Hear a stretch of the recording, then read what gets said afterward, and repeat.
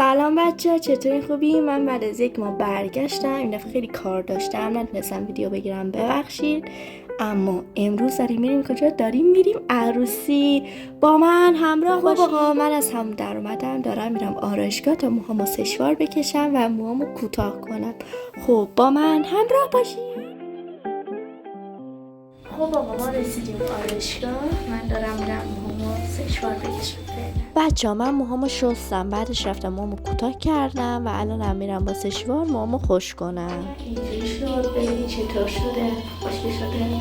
خب بچه‌ها، بابا اومد دنبالم، من و بابا رفتیم اطلس تا نهارمون رو بخوریم، اما مامان هنوز کارش تمام نشده بود، هنوز آرایشگاه بود. خب آقا، ما نرفتیم اطلس، داریم میریم لاله پارک تا نهارمون رو بخوریم. لاله پارک اومدیم، بابا اومده بود دنبال من، رفتیم نهارمون رو خوردیم تو لاله پارک. بعد الان داریم میریم خونه. خب بچه‌ها، ما رسیدیم خونه. الان من برم لباسمو عوض کنم، بپوشم، امتحان بکنم، ببینم چطور میشه. بعد برم یه دونم به این موی خوشگل من تاف بزنم. همیشه وقتی مومام سشوار میکشه اینجوری میمونه. بعد برم اونم درست کنم و بیام. با من همراه باشید. خب بچه ها، اولی لباسم اینجوریه، برم دومی رو بپوشم بیام ببینین چطوریه. با من همراه باشید. خب آقا، من نظرم عوض شد، گفتم میام اول به خودمون برسیم، از این کارو بکنیم، بعدش لباسم بپوشم. لباسم هم خیلی سنگه، نتونستم تنهایی بپوشمش، بعد دکمه داره، به خاطر همین سخت. لباس دوم، لباس اولی نه. خب اول از همه میدونید که من از این آرکونیپه استفاده کنم. خب آقا، من از اولم گفتم که داریم میریم عروسی. این عروسی یکم مجلسی طوره، نمیدونم چطوریه. تا حالا اصلا من عروسی تا حالا میگفتم اصلا نرفتم، یادم افتاد که نرفتم. یه بار عروسی، اون موقع من یوتیوب ها نزده بودم، یوتیوب شروع نکرده بودم. اون موقع که نگم پارسال دیگه، عروسی دخترم هم شد. بعد یه بار اون عروسی رفتم. نه آقا، یه دقیقه، نه خیلی زیاد رفتم. آره خیلی زیاد رفتم. بعد این عروسی رو اما نمیدونم چطوریه. اون عروسی هایی که رفتم همشو میدونستم مثلا چطوری هن، چه تیپی هن، چطوری باید بپوشیم. این عروسی رو اصلا نمیتونم بگم چطوریه، چطوری سنگین بپوشم، اسپورت بپوشم. والا اسپورت که فکر نکنم اسپورت باشه، یکم باید مجلسی طور بپوشم، یعنی مثل لباس دومی که شما هنوز زدید. وقتی که پوشیدم ویدیوشو میگیرم دیگه، میبینید.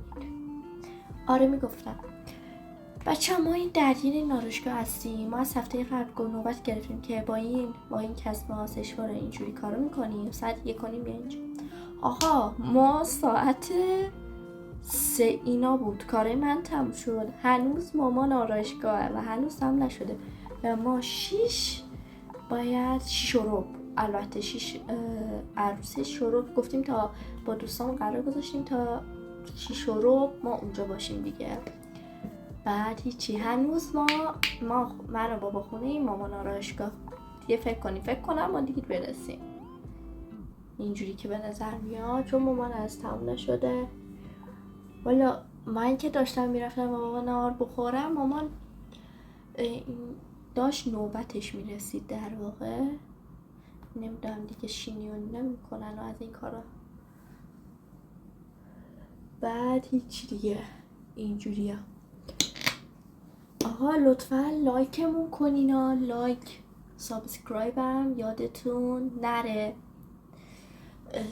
بعدش دیگه چی میخواستم بگم، شاید دقیق نمیتونم بگم بهتون، شاید چهارشنبه هفته بعد یه ولای همچین طوری درست کنم.